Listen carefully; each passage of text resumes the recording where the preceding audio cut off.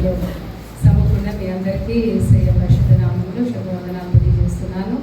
దేవుడు మనకిచ్చిన ఈ గొప్ప ఆధిక్యతను బట్టి ఆయన సన్నిధిలో ఆయన ఆరాధించుటకు, ఆయన సేవించుటకు, ఆయన పాదాల చెంత సమయం గడుపుటకు ప్రవహించిన భాగ్యాన్ని బట్టి దేవునికి మహిమ కలుగుగాక. మనము ఈ దినము గలతీ పత్రిక 4వ అధ్యాయం 1 నుండి 7 వచనాలు చదువుకొని ఉన్నాము. ఈ యొక్క వాక్య భాగంలో మనం చూసినట్లయితే గలతీ పత్రిక అంతా కూడా మనం ఎంత చదివినా కూడా మనము దేవుని యందు విశ్వాసం ఉంచడం ద్వారా నీతిమంతులుగా తీర్చబడతామని, దేవుని యందు విశ్వాసం ఉంచడం ద్వారా ఆయన ఉచితమైన కృప ద్వారా మనము రక్షించబడతామనే సత్యాన్ని మనకి పదే పదే బయలుపరుస్తుంది. ఈ దినము మరొక కోణంలో గలతీ పత్రికలో అపోస్తలుడైన పౌలు ఈ సత్యాన్ని మనకి బయలుపరుస్తున్నారు. చూడండి 4వ అధ్యాయం 1వ వచనంలో, మరియు నేను చెప్పినది ఏమనగా వారసుడు అన్నిటికీ కర్త అయినను బాలుడైనంత కాలము అతనికి దాసునికి ఏ భేదము లేదు. వారసుడు ఇక్కడ చూసారా? మరియు నేను చెప్పిన వారసుడు అన్నిటికీ, వారసుడు అంటే ఎవరు? బిడ్డ, కుమారుడు. ఆ కుమారుడు అన్నిటికీ, మన బిడ్డలు మన సంపదకు మన సమస్తానికి వారసులు అవుతారు. కానీ చూడండి, ఆయనను అక్కడ బాలుడైనంత కాలం అతనికి దాసునికి ఏ భేదం లేదు. బైబిల్ మనం క్షుణ్ణంగా అర్థం చేసుకోవాలంటే ఏ పరిస్థితుల్లో రాయబడినవి, ఆ కల్చర్ ఏంటి, ఆ పద్ధతులు ఏంటి, ఆ సాంప్రదాయం ఏంటి అనేది కూడా మనకు కొంచెం అర్థమైతే ఈజీగా ఉంటుంది. అంటే మనకు తెలిసిందల్లా మన భారతదేశం సాంప్రదాయము, కొద్దిగా మనకి మన ఊరు ఎంతవరకే మనకు తెలుసు. కానీ మనము ఆలోచన చేస్తే యూదులకి ఒక సాంప్రదాయం ఉంటుంది, రోమా ప్రభుత్వం ఉన్న వారికి ఒక రోమీలకి ఒక సాంప్రదాయం ఉంటుంది, గ్రీకులకి ఒక సాంప్రదాయం ఉంటుంది, ఫారిన్ కంట్రీలో యుఎస్ వాళ్ళు చూస్తే వారి అంటే ఒక్కొక్క దేశానికి ఒక్కొక్క సాంప్రదాయాలు ఉంటాయి.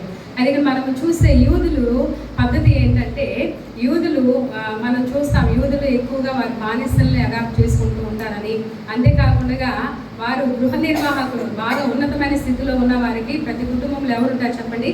గృహ నిర్వాహకులు ఉంటారు. మనము ఎగ్జాంపుల్గా ఆలోచన చేసినట్లయితే, అంటే అది ఐగుప్తు అనుకోండి, అయినా కూడా ఎగ్జాంపుల్గా చెప్తాను. ఐగుప్తులో యోసేపు ఉన్నప్పుడు పోతిఫర్ ఇంట్లో గృహ నిర్వాహకుడిగా ఉన్నాడు. అంటే అతడు గృహ నిర్వాహకుడిగా ఉన్నాడు అంటే యోసేపు కింద కూడా చాలా మంది పనివారు ఉంటారు. అంటే ఒక గృహ నిర్వాహకుడు అంటే ఇంటిలో ఉన్న అన్నిటి మీద బాధ్యత తీసుకునే వ్యక్తి. ప్రతి కుటుంబంలో ఆర్థిక విషయాలు చూసుకునే వాళ్ళు ఒకళ్ళు ఉంటారు, పొలాన్ని చూసుకునే వాళ్ళు ఒకళ్ళు ఉంటారు, ఇంటి లెక్కలన్నీ కూడా చూసుకునే వారు ఉంటారు, అలాగే పిల్లల్ని పెంచే బాధ్యత ఒకరికి ఉంటుంది. అలా ఉంటుంది అనమాట. కాబట్టి యూదులకున్న పద్ధతి ప్రకారంగా వారు వారు పుట్టిన దగ్గర నుండి పిల్లలు, ప్రత్యేకంగా మగపిల్లలు, వారు పుట్టిన దగ్గర నుండి 12వ సంవత్సరం వచ్చేంత వరకు వారు సంరక్షకుల కింద పెరుగుతారు. వారి విషయంలో అన్ని బాధ్యతలు తీసుకోవడానికి ఒక దాసుడు ఉంటాడు ఇంట్లో, లేకపోతే ఒక సంరక్షకుడు ఉంటారు, లేకపోతే గృహ నిర్వాహకుడు ఎవరో ఒకళ్ళు వీరి గురించి బాధ్యత తీసుకుంటారు. వాళ్ళకి నేర్పించే విషయం కానీ, వారికి తినిపించే విషయం కానీ, వారిని పాఠశాలకు తీసుకెళ్లే విషయం కానీ, వారికి ధర్మశాస్త్రములు అర్థమయ్యేటట్లుగా చెప్పే విషయంలో కానీ, ఇట్లాగా 12 సంవత్సరం వయసు వచ్చేంత వరకు కూడా గృహంలో ఏ హక్కులు తనకు ఉండవు అనమాట. అంటే ఈ 12 సంవత్సరాల లోపు ఇది నా ఇల్లు అని చెప్పడానికో, ఇది నా ఇష్టం వచ్చినట్టు నేను వెళ్తాను అనడానికో ఏ అధికారం ఉండదు. కానీ ఇక్కడ గమనించినట్లయితే ఆ కుమారుడు 12వ సంవత్సరం వయసు వచ్చిన తర్వాత మొట్టమొదటిసారి తండ్రి సబ్బాతుకు తీసుకెళ్తాడు. ఎక్కడ తీసుకెళ్తాడు?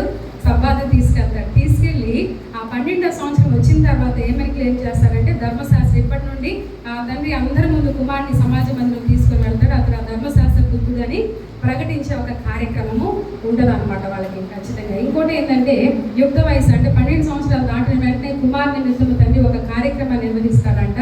ఆ పండుగను టోగో విల్లీస్ అంటారు. వాళ్ళేంటి టోగో విల్లీస్ అని ఒక పండుగని చేస్తారు. ఆ పండుగ ఏంటంటే, నా కుమారుడు బాల్యదశ అయిపోయింది, ఇప్పుడు యుక్త వయసుకు వచ్చాడని చెప్పేసి ఒక ప్రత్యేకమైన అంగీ తనకు వేస్తారంట. తండ్రి ఉంగరం తీసి ఆ కుమారునికి పెడతాడు, మంచి చెప్పులు వేసుకుంటారు. ఆ దినము నుండి ఆ కుమారుడిని ఏమని ఆ విధంగా ఆ కుమారుడు యుక్త వయసు వచ్చినప్పుడు ఇవన్నీ ధరింపు చేసి తండ్రి ఏం చేస్తాడంటే, ఇంటి తాళపు చెవులు కుమారునికి ఇస్తాడంట. అర్థమైందా? ఇచ్చినప్పుడు అప్పటి నుండి ఆ కుమారుడు యుక్త వయసుకు వచ్చిన తర్వాత ఇప్పుడు అన్నిటి తండ్రి ఉన్న ఆస్తి అందరి మీద అతడు వారసుడు. ఇప్పటి నుండి ఏ సంరక్షకుడైతే ఎవరైతే తనని పెంచారో, ఎవరైతే తనకి అన్ని నేర్పించారో ఆ వ్యక్తితో సహా ఈ వస్త్రాలు వేసుకొని, ఈ ఉంగరం పెట్టుకొని, చెప్పులు తొడుక్కొని, ఈ తాళపు చెవులు ఎప్పుడైతే తన దగ్గర ఉంటాయో ఆ దాసుడు లేకపోతే ఆ గృహ నిర్వాహకుడు సహిత ఏం చేస్తారంటే ఈయనకి నమస్కారం చేస్తారు. అర్థమవుతుందండి? అది వాళ్ళ పద్ధతి అనమాట. అలాంటి ఒక పద్ధతి ఉంది. దాన్ని ఎగ్జాంపుల్గా పాఠాన్ని మనకు నేర్పిస్తున్నాడు. అదే మన గ్రీకులకి గ్రీకుల పద్ధతి ఎలా ఉంటుందంటే వాళ్ళంట 7 నుండి 18 సంవత్సరాలు, చిన్న 6 సంవత్సరాల వరకు ఎక్కడ ఉంటారు, తల్లి సంరక్షణలో ఉంటారు. 7 నుండి 18 సంవత్సరాల వరకు తండ్రితో ఉంటారంట. ప్రత్యేకంగా అబ్బాయిలు ఏం చేస్తారు, 7 to 18 years వాళ్ళు తండ్రితో ఉంటారంట. 18 years ఉంటారు. తర్వాత 19-20 సంవత్సరాలేమో ప్రభుత్వం వారి అంటే ప్రభుత్వ పర్యవేక్షణలో ఉంటారంట. అటు తర్వాత వాళ్ళు గోత్రకర్తలు అని 20వ సంవత్సరం వచ్చిన తర్వాత ప్రకటన చేస్తారంట. అర్థమైందా? అలాగే రోమీలకున్న సాంప్రదాయం ఏంటంటే ఒక బాలుడికి 14 నుండి 17 సంవత్సరాలు ఎంతో ముఖ్యమైన వయసు అంట వాళ్ళకి. అప్పటి నుండి అతడు ఏం చేయాలి, ఉద్యోగం చేయాలి, కుటుంబ బాధ్యతలు నిర్వర్తించగలిగే వయసు అంట. ఏది 14 నుండి 17 సంవత్సరాలు కుటుంబ బాధ్యతలు చేపట్టడానికి అర్హుడవుతాడు. మత సంబంధమైన కార్యక్రమాల్లో పాల్గొనే అర్హత వాళ్ళకు ఉంటుంది. మీకు అర్థం అవ్వాలని ఈ 3 చెప్పాను. గ్రీకులు రోమీల సాంప్రదాయం ఎలా ఉంటుంది, గ్రీకుల సాంప్రదాయం ఎలా ఉంటుంది, యూదుల సాంప్రదాయం ఎలా ఉంటుంది. మన ఫారెన్ కంట్రీలో చూస్తే 16 years వచ్చిన తర్వాత 16 years దాకే తల్లిదండ్రులు పెంచే తర్వాత ఏమవుతుందో తెలుసా, 16 years దాటిన తర్వాత ఈ అమ్మాయి అయినా సరే అబ్బాయి అయినా వాళ్ళ చదువు నిమిత్తం వాళ్ళే కష్టపడి డబ్బు సంపాదించాలి. ఆ విషయం తెలుసా మీకు? వాళ్ళే కష్టపడి డబ్బు సంపాదించాలి. వాళ్ళ తల్లిదండ్రులు ఈ 16 సంవత్సరాల వరకు వాళ్ళ చదువులకి ఎంత ఖర్చు పెట్టారో అదంతా కూడా తల్లిదండ్రులకి పిల్లలు కష్టపడి ఇచ్చేయాలి. బాగున్నాయి కదా ఈ పద్ధతులు. మనకు కూడా ఉంటే ఎంతో బాగుండేది. మన భారతదేశంలోనే చచ్చిపోయేదానికి తల్లిదండ్రుల మీద ఆధారపడతారు, కొడుకులు కూతురు కదా. ఇక్కడ ఇలాగ ఒక్కొక్క ప్రాంతంలో ఒక్కొక్క పద్ధతులు అనేవి ఉంటూ ఉంటాయి. యూదులకున్న ఈ సాంప్రదాయాన్ని బట్టి ఏమంటాడు, అందుకే ఏమంటాడంటే చూడండి, వారసుడు అన్నిటికీ అతను కర్త అయినప్పటికీ అతను బాలుడుగా ఉన్నంత వరకు, అంటే 12 సంవత్సరాల వయసు ఉన్నంత వరకు దాసునికి అతనికి ఏం లేదంట, ఏ తేడా లేదు. నాది ఇల్లు అని చెప్పడానికో, నాకు సర్వ హక్కులు ఉన్నాయో నా తండ్రి అని చెప్పడానికి అర్హత లేదంట. ఒకసారి తండ్రి సబ్బాతుకు తీసుకెళ్ళి ఇప్పుడు నుండి నా కుమారుడు ధర్మశాస్త్ర పుత్రుడు అని ప్రకటించేంత వరకు, అలాగే టోగా విల్లిస్ అనే పండగ చేసేంత వరకు అతనికి అర్హత లేదు. అప్పుడే నిజమైన కుమారత్వాన్ని అతడు స్వీకరిస్తాడు. అదే మనము స్వీకృత పుత్రుడు అవుతాడంట. అప్పుడు అర్థమైందా? మన బైబిల్లో చదువుకున్నాం కదా పోయిన వారం. ఏమనంటే దత్తపుత్రుడు అంటే ఏంటంట, స్వీకృత పుత్రుడు.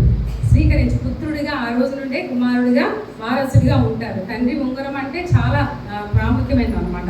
కాబట్టి అవన్నీ పద్ధతులు అవి. అలాగే ఇక్కడ చెప్తున్నాడు కదా, మనం చూస్తే ఎలా కంపేర్ చేస్తారంటే తండ్రి చేత నిర్ణయింపబడిన దినము వచ్చే వరకు అతడు సంరక్షకుల యొక్కయు గృహ నిర్వాహకుల యొక్కయు ఆధీనంలో ఉండదు. ఇది మీకు అర్థమైంది కదా. సంరక్షకుల కింద ఉంటాడు, లేకపోతే గృహ నిర్వాహకుల కింద ఉంటాడు. ఎవరు? వయసు వచ్చేంత వరకు ఆ బాలుడు. అటువలనే మనము బాలురమై ఉన్నప్పుడు లోక సంబంధమైన మూల పాఠములకు లోబడి దాసులమై ఉంటుంది. అర్థమైందా? అటువలే ఆ విధంగానే మనమందరం కూడా మనమందరం కూడా ఆత్మీయ స్థితిలో చిన్నగా ఉన్నప్పుడు, సత్యం తెలియనప్పుడు, లేఖనాలు సంపూర్ణంగా మనం ఎరిగి ఉండకున్నప్పుడు, వాళ్ళు 12 సంవత్సరాలు వచ్చిన తర్వాతే సబ్బాతుకి వెళ్ళొచ్చు, ధర్మశాస్త్రాన్ని చదవచ్చు. ఇక్కడ ఇంట్లో నేర్చుకోవడం అప్పుడు వరకు, కానీ అప్పుడు మాత్రము చదవచ్చు. అట్లాగే ఇక్కడ ఏం చెప్తున్నాడంటే మనము బాలురమై ఉన్నప్పుడు లోక సంబంధమైన మూల పాఠములకు లోబడి దాసులమై ఉన్నామన్నమాట. ఈ మాట అంటే మనము క్రీస్తుని సంపూర్ణంగా ఎరిగినప్పుడు, లేఖనాలు తెలియనప్పుడు, దేవుని గురించి తెలియనప్పుడు, లోక సంబంధమైన ఆచారాలు పద్ధతులు వాటిని అనుసరించాం. వీటి గురించి 10వ వచనంలో చక్కగా చెప్తారు. దినములు, మాసములు, ఉత్సవములు, సంవత్సరములు అని లోక సంబంధమైన ప్రతిదీ కూడా మనము ఎరగనప్పుడు వాటికి అన్నిటికీ మనం దాసులమై జీవించాము, వాటికి దాసులుగా మనం ఉన్నాము. కాబట్టి ఇప్పుడు ఏం చెప్తాడు 4వ వచనంలో, అయితే కాలము సంపూర్ణమైనప్పుడు దేవుడు తన కుమారుని పంపెను, ఆయన స్త్రీ యందు పుట్టి మనము దత్తపుత్రులు కావాలని ధర్మశాస్త్రములకు లోబడిన వారిని విమోచించుటకే ధర్మశాస్త్రములకు లోబడిన వాడాయను. దేవునికి స్తోత్రం. హల్లెలూయా. ఎంత అద్భుతమైన వివరణ మనం అర్థం చేసుకోవాలి. చూడండి, కాలం సంపూర్ణమైన అంటే సరి అయిన సమయంలో దేవుడు ఏం చేశాడంట, తన కుమారుని మానవధారిగా ఈ లోకములకు పంపిస్తే ఆయన స్త్రీ యందు పుట్టి మన కొరకు ఆయన సిలువలో మరణించి తండ్రికి మనల్ని పుత్రులుగా చేశాడు. తండ్రికి మనల్ని ఏం చేశాడు చెప్పండి? పుత్రులుగా, అంటే పుత్రులుగాను పుత్రికలుగాను చేశాడు. అలాగే క్రీస్తుతో పాటు మనం అందరం కూడా ఆయన వారసులమయ్యే భాగ్యం ఇచ్చాడు. దేవునికి స్తోత్రం చెప్తామా? హల్లెలూయా. కాబట్టి ఇక్కడ ఏం చెప్తాడంటే విశ్వాసులు దేవునిలో క్రీస్తుతో కూడా సహవారసులు అవుతున్నాం. మనము దేవుని బిడ్డలను మనందరము దేవుని తండ్రి అయిన దేవునికి క్రీస్తుతో కూడా ఏమవుతున్నాము? తండ్రి అయిన దేవునికి క్రీస్తుతో కూడా వారసులం అవుతున్నాం. తండ్రి అయిన దేవునికి ఎవరి ద్వారా వారసులం అవుతున్నాం? క్రీస్తుతో కూడా మనము వారసులు అవుతాం. క్రీస్తు ద్వారా కుమారత్వము, వారసత్వము ఈ రెండు మనకి లభించినాయి. ఏమి లభించినాయి చెప్పండి? యేసయ్య ద్వారా మనకి కుమారత్వము, వారసత్వము రెండు లభించినాయి. ఈ మాటలు మన వాస్తవానికి హెబ్రీ పత్రిక చదివేటప్పుడు కూడా మీకు చాలా విషయాలు చక్కగా, అంటే ఆయన మన పెద్ద అన్నయ్యలాగా ఆయన కొన్ని మాటలు 2వ అధ్యాయంలో చాలా భావంతో కూడిన మాటల్లో మనము చాలాసార్లు ఆ మాట ఉంటుంది. జస్ట్ ఆ మాటలు చదువుతాం. 2వ అధ్యాయంలో చూస్తే చూడండి, 10వ వచనంలో ఎవరి నిమిత్తము సమస్తములు ఉన్నావో, ఎవరి వల్ల సమస్తము కలుగుచున్నావో ఆయన అనేకులైన కుమారులను మహిమకు తెచ్చుచుండగా, అనేకమైన కుమారులను మహిమ తెచ్చుచుండగా వారి రక్షణకర్త శ్రమల ద్వారా సంపూర్ణ శుద్ధినిగా చేయక ఆయనకు తగును. తర్వాత వచనం చూస్తే పరిశుద్ధపరచబడు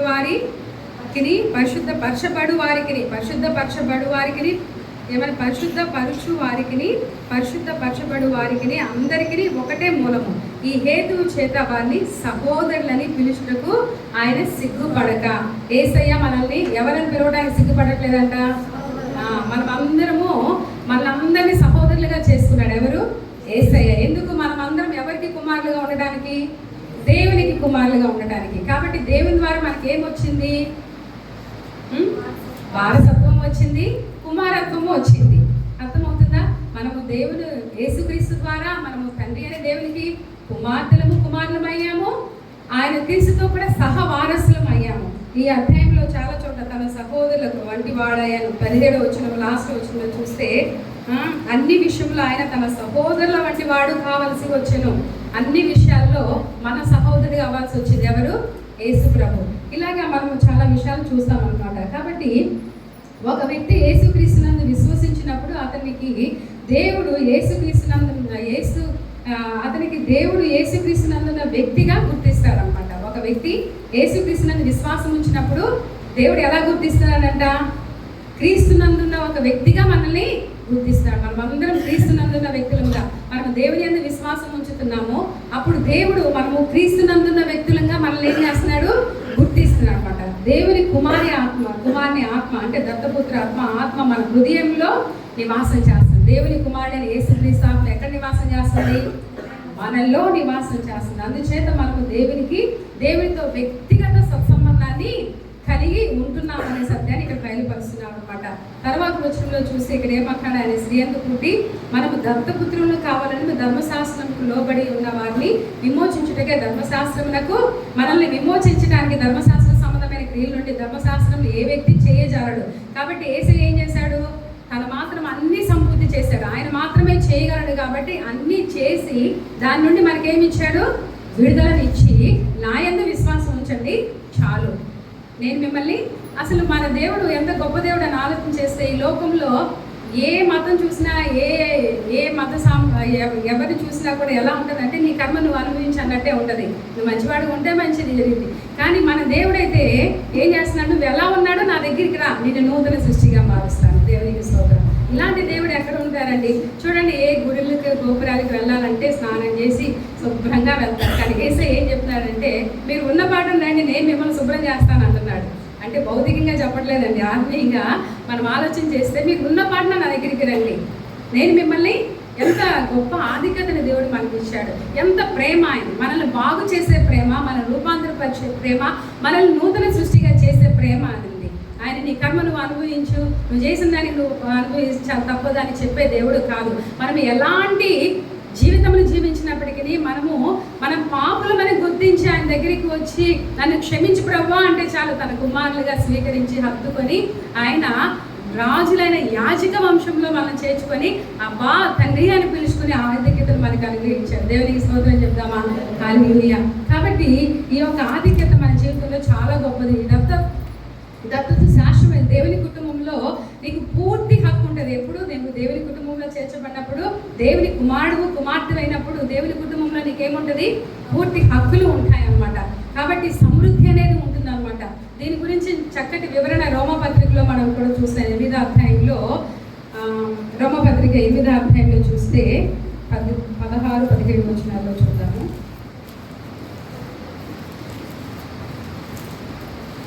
8వ అధ్యాయంలో మనం చూస్తే, మనకు దేవుని పిల్లలమని ఆత్మ తానే మన ఆత్మతో కూడా సాక్ష్యం ఇచ్చుచున్నాడు. మన పిల్లలమైతే వారసులము, అనగా దేవుని వారసులము, క్రీస్తుతో కూడా మహిమ పొందుటకు ఆయనతో శ్రమపడిన ఎలా క్రీస్తుతోడి వారసులం. అర్థమవుతుందా? క్రీస్తుతో పాటు మన శ్రమను అనుభవించి క్రీస్తులాగా జీవిస్తేనే మనకి ఏం దొరికింది? వారసత్వం దొరికింది. కాబట్టి అన్నిటి విషయంలో మన పెద్దన్నయ్య ఎవరు? యేసయ్య ఒక విధంగా మన పెద్దన్నయ్య, మన పరలోకపు తండ్రి, మన తండ్రి. ఎంత ఆధిక్యత దేవుడు మనకి ఇచ్చాడు. మన పెద్ద అన్నయ్య మనకి మాదిరి అన్ని విషయంలో. ఈ లోకంలో ఎలా జీవించాలి, ఈ లోకం అంతా పాపంతో ఉన్నా పాపం లేకుండా మనం ఎలా బ్రతకాలి అన్ని విషయంలో మనకి మాదిరి చూపించాడు అనమాట. కాబట్టి ఈ అధ్యాయంలో చాలా విషయాలు ఉంటాయి. అవన్నీ చదివితే సమయం అవుతుంది. తర్వాత వచనాల్లో కూడా 15వ వచనంలో కూడా ఒక మాట ఉంది. ఎలా అనగా, మనము భయపట్టకు, మరలా భయపట్టకు, మీరు దాసపు ఆత్మను పొందలేదు కానీ దత్తపుత్ర ఆత్మను. అంటే 3వ వచనంలో ఏమనుంది? స్వీకృత పుత్ర ఆత్మ. అంటే దత్తపుత్రుడు దత్త తీసుకోవడం అనగానే మనకి ఏం గుర్తొస్తుంది అంటే, ఎవరో బిడ్డను తీసుకొచ్చి పెంచుకున్నారే గుర్తొస్తుంది. కానీ అది ఇక్కడ అధికారి చెప్తుంది. మీకు ఇందాక చెప్పాను కదా, 12 సంవత్సరాల వయసు వరకు సంరక్షకుల ఆధీనంలో ఉండి ఆ తండ్రి 12వ సంవత్సరంలో టోగా వీలేసని పండగ చేసి ఏం చేస్తున్నాడు?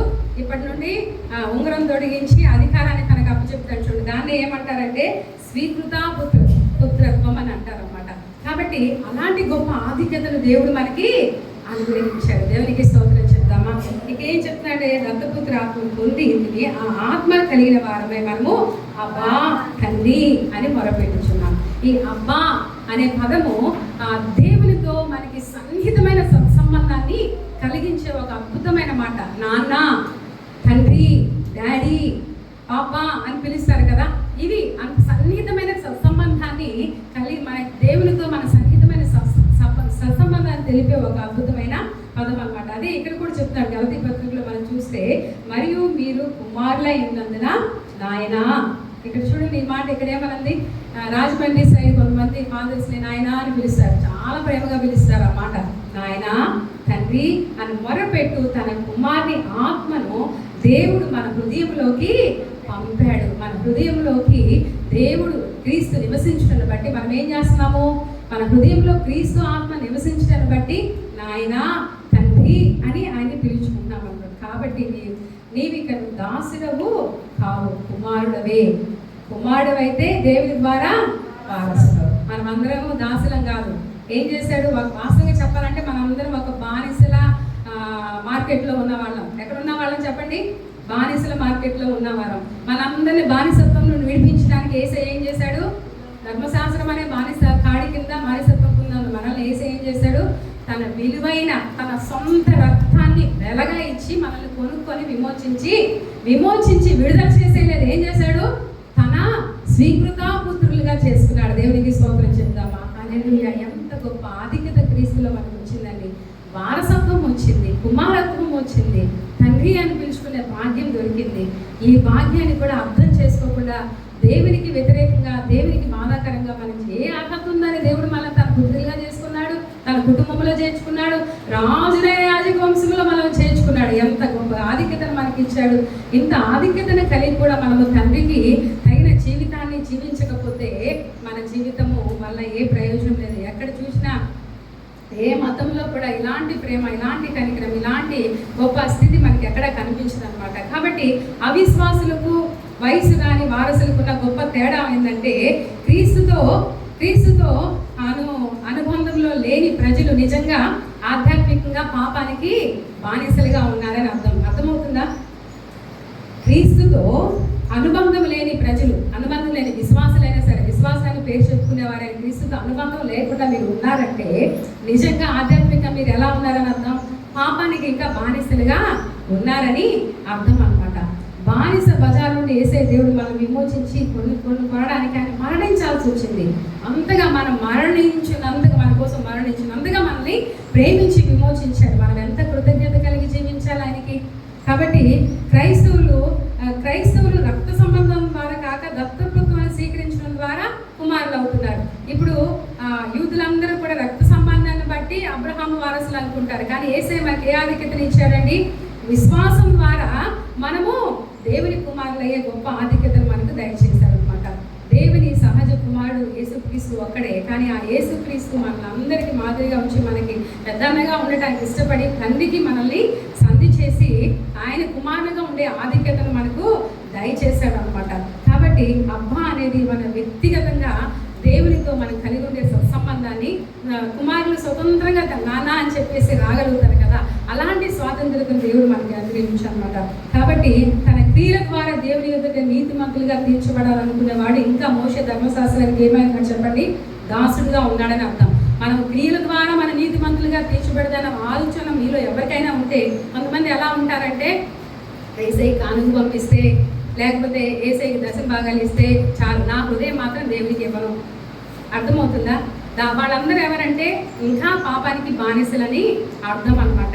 కాబట్టి మనము మన క్రియల ద్వారా మన నీతిమంతులుగా ఎన్నటికీ తీర్చబడము. నువ్వెన్ని ధర్మకార్యాలు చేసినా, ఎంతమందికి సహాయం చేసినా, క్రీస్తుని నీ సొంత రక్షకునిగా నీ తండ్రిగా నువ్వు అంగీకరించకపోతే నీకు ఏముండదు? వారసత్వం ఉండదు, కుమారత్వము కూడా ఉండదు. ఈ విషయాన్ని మనము గుర్తించాలన్నమాట. కాబట్టి మనము నీతిమంతులుగా తీర్చబడే దేని ద్వారా? క్రియల ద్వారా కాదంటే మరి దేని ద్వారా నీతిమంతులుగా తీర్చబడుతున్నాం? కేవలము క్రీస్తునందు విశ్వాసం ఉంచడం ద్వారా నీతిమంతులుగా తీర్చబడుతున్నాం. ఒకసారి ఆలోచించండి, మన క్రియల ద్వారా మన నీతిమంతులుగా తీర్చబడతామన్న ఆలోచనని స్వనీతి అంటారు. మన స్వనీతి అన్నటికీ నీతి కానేరదు. ఒకవేళ మన స్వనీతి నీతి అయితే మనం ఎంత గర్వంతో ఉంటామో, నేను ఇలా చేశాను కాబట్టి నేను నీతిమంతుడిని అని చెప్పుకోవడానికి. కానీ అలాంటి స్వనీతి మన ఎన్నడూ నీతిమంతులుగా చేయదంట. మన నీతి ఎవరండి? యేసయ్య. ఆయన ఎందుకు విశ్వసించడాన్ని బట్టి ఆయన ఉచితంగా ఇచ్చిన రక్షణ వస్త్రమే మనల్ని నీతిమంతులుగా చేయగలుగుతుంది. కాబట్టి నాది ఏమి లేదు, నేను కలిగి ఉన్నది, నేను వేసుకున్నది అంతా నా దేవుని కృప అన్నప్పుడు మనం ఎంత హంబుల్గా ఉంటాం, ఎంత తగ్గింపు కలిగి ఉంటాం. అది దేవుని నీతి అంటే. స్వనీతి మనల్ని గర్విష్ఠులుగా చేస్తుంది, కానీ దేవుని నీతి మనము తగ్గింపు కలిగిన వారంగా, కృతజ్ఞత కలిగిన వారంగా. కాబట్టి ఎవరైతే తగ్గింపు కృతజ్ఞత కలిగి ఉన్నారో వారు మాత్రమే దేవుని కుమారులు, దేవుని కుమార్తెలు. గర్వంగా అహంకారంతో ఉన్నవారు ఎలాంటి వారంటే స్వనీతి పరులు. ఫర్ ఎగ్జాంపుల్ మనకి ఎవరున్నారు పాత నిబంధన గ్రంథంలో? పరిసయ్యులు, శాస్త్రులు. వారు స్వనీతి పరులు. అన్ని దేవునికి చక్కగా దశమ భాగం ఇస్తారు, అన్ని చేస్తారు, కానీ వారి హృదయంలో దేవునికి స్థానం ఉండదు. అలా మనం ఉండకూడదు. కానీ మన దేవుడు ఇచ్చిన ఆధిక్యతలు మనం వాడుకునే వారంగా ఉండాలి. క్రీస్తులో విశ్వాసం ఇచ్చడం ద్వారా నీతిమంతులుగా తీర్చబడి వాడు ఇక దాసుడు కాక దేవుని అనంతమైన ఐశ్వర్యానికి పూర్తి వారసుడు, హక్కుదారుడు అవుతాడు. దేవుని స్తోత్రం. హల్లెలూయా. క్రీస్తు వారసత్వానికి, ఐశ్వర్యానికి మనం హక్కుదారులు అవ్వాలంటే ఏం చేయాలి? విశ్వాసం ద్వారా మన నీతిమంతులుగా తీర్చబడే వారు మాత్రం ఎన్నటికీ దాసులుగా ఉండరు, కానీ వారు హక్కుదారులుగా ఉంటారు, వారసత్వం కలిగిన వారు ఉంటారు, స్వేచ్ఛాపరులుగా ఉంటారు. దేవునికి స్తోత్రం చెప్దామా? హల్లెలూయా. మరి నువ్వు వారసత్వం కలిగి స్వేచ్ఛాపరురాలుగా, దత్తపుత్రాత్మని కలిగి దేవుని కుమారత్వాన్ని, వారసత్వాన్ని కలిగిన బిడ్డగా ఉన్నావా, లేకపోతే ఇంకా పాపానికి దాసురాలుగా ఉంటున్నావా అనేది ఆలోచించాలి. గలతీ సంఘాన్ని పదే అదే హెచ్చరిక చేస్తున్నారు. ఇప్పుడు ఆ కుమారుడు, ఆ తండ్రి డోగో విలీస్ అనే పండుగ చేసి అందరి ఎదుట నా కుమారుడు వారసుడు అని చెప్పేసి ప్రకటించేసిన తర్వాత ఆ కుమారుడు మళ్ళీ వెళ్ళి సంరక్షకుల దగ్గరికి వెళ్ళి, లేకపోతే తను పెంచిన దాసుల దగ్గరికి వెళ్ళి, నువ్వే నన్ను బాగా పెంచుతుంది, నీ దగ్గరే ఉంటాను, నాకు ఈ వారసత్వం కాదు, వద్దు అని అంటే ఎలా ఉంటుంది? అది ఆ గలతీ సంఘాన్ని అలా హెచ్చరిక చేస్తున్నారు. మీరెందుకు చక్కగా ఇప్పుడు స్వేచ్ఛ కలిగిన వారిగా కుమారత్వాన్ని దేవుడు మీకు అనుగ్రహిస్తే మళ్ళా ఎందుకు కాడికి ఎందుకు వెళ్తున్నారు అని చెప్పేసి హెచ్చరిక చేస్తున్నారు అనమాట. కాబట్టి మనం అందరికి లేచి నిలబడదాం. దాన్ని మనకి ఎలా కంపేర్ చేస్తున్నారంటే, మనం ఇంకా దేవుని అంగీకరించి క్రీస్తుని సంపూర్ణంగా విశ్వసిస్తే మనము దేవుని మాటలోనే నడుచుకోవాలి. కానీ లోక సంబంధమైన పద్ధతుల వైపు మరలా తిరిగామంటే మనము బానిసలమైపోతాం. దేనికి? పాపానికి, లోకానికి. మనం ఒకసారి విడుదల పొంది, పాపం నుండి, లోకం నుండి విడుదల పొంది క్రీస్తు దగ్గరికి వచ్చిన మనము క్రీస్తు యేసు వైపు చూస్తూనే మన జీవితాన్ని కొనసాగించాలి. కానీ మనుషులు లోక సంబంధమైన వారు ఏదేదో పద్ధతులు, ఆచారాల్లోకి మనం తీసుకెళ్ళడానికి ప్రయత్నం చేసినప్పుడు, నేను దేవుని బిడ్డని, దేవుని కొరకే చావైనా బ్రతికైనా నేను ఆయన కొరకే జీవిస్తానని చెప్పగలే దమ్ము, సత్తా మనకి ఉండాలండి. అప్పుడే మనం నిజమైన దేవుని బిడ్డలం అవుతాం. కాబట్టి ఈ సమయంలో మనం సంపూర్ణ సమర్పణతో దేవుని సేవించుటకు, ఆరాధించుటకు మన జీవితాన్ని సమర్పించుకుందాం. దేవుడు ఎన్ని ఆధిక్యతలు మనకి ఇచ్చాడు, వారసత్వాన్ని ఇచ్చాడు, కుమారత్వం సర్వాన్ని అనుగ్రహించాడు. ఆయన కుటుంబంలో ఉన్న సర్వ ఆస్తికి, ఐశ్వర్యానికి మన హక్కుదారులుగా చేశాడు. ఆయన సన్నిధిలో బుద్ధి, జ్ఞానము, సర్వ సంపదలు దాగి ఉన్నాయంట. మన దేవుడి దగ్గర పొదువైంది ఏది లేదు. ఆయన ఐశ్వర్యవంతుడు, ఆయన గొప్ప దేవుడు. ఏది కావాలంటే అది మనకు అనుగ్రహించే దేవుడు. కానీ నువ్వు ఆయన కుమార్తెగా ఉండాలి, నువ్వు ఆయన కుమారుడుగా ఉండాలి. అప్పుడే నీకు అది సాధ్యమవుతుంది అనే సత్యాన్ని గ్రహించి ప్రభు సన్నిధిలో ఒకసారి మనం ఆలోచించేద్దాం. మనం లోక సంబంధంగా జీవిస్తున్నామా? లోకస్తుల మాటలను ఆశ్రయంగా చేసుకొని బ్రతుకుతున్నామా? దేవుడే నాకు ప్రాణం, ఆయన వాక్యే నాకు జీవం, ఆయన చూస్తూనే నేను ముందుకు వెళ్తానని సమూహంతో ప్రభు కొరకు బ్రతకగలుగుతున్నామా? ఎలాంటి త్యాగం మనం దేవుని కొరకు చేస్తాం? యేసయ్య నీ కొరకైతే ఎంత త్యాగం చేసి ఇంత గొప్ప రక్షణ ప్రణాళికను ఆలోచించి మనల్ని తన కుమారులుగా, కుమార్తెలుగా స్వీకరించుటకు ఇన్ని ఏర్పాట్లు చేసి తన విలువైన తన సొంత రక్తాన్ని వెలగా ఇచ్చి మనల్ని కొనుక్కొని మనల్ని విమోచించి మనల్ని స్వీకృతాపుత్రులుగా చేసుకుంటే మనం ఎలా ఆయనకు కృతజ్ఞత కలిగి జీవిస్తున్నాం? మనం ఎలా ఆయన ఎదుట తగ్గించుకుంటున్నాం? మనం ఎలా ఆయన కొరకు సమర్పణ కలిగి సేవ చేస్తున్నాం? ఒక్కసారి పరిశీలన చేసుకుంటూ మన దేవునికి సమర్పణ చేసుకుంటూ ప్రార్థన చేద్దాం. ప్రతి ఒక్కరు కూడా, దేవా నీలో నాకు ఇన్ని ఆధిక్యతలా, ఎన్ని అవకాశాలా, ఇంత గొప్ప ధన్యత నాకు ఇచ్చినా కూడా నేను గ్రహించలేని అవివేకిగా ఉన్నానా? పశుప్రాయులు, అవివేకులు దేవుని కార్యాలను గుర్తించలేరంటండి. ఎంత గొప్ప ఆధిక్యత దేవుడు మనకి ఇస్తే ఆ ఆధిక్యతను మనము నిలుపుకోలేక బ్రతుకుతున్నామేమో ఒకసారి ఆలోచించి, ప్రభా నన్ను క్షమించు ప్రభా, నన్ను క్షమించు ప్రభా. నా కోసం ఇంత త్యాగం చేసిన వారు, ఇంతగా ప్రాణం పెట్టినందుగా ప్రేమించిన వారు, నా కొరకు ఇంత రక్షణ ప్రణాళిక అయ్యా తండ్రి నాయన వేసిన ఎవరున్నారయ్యా? నీ ప్రేమ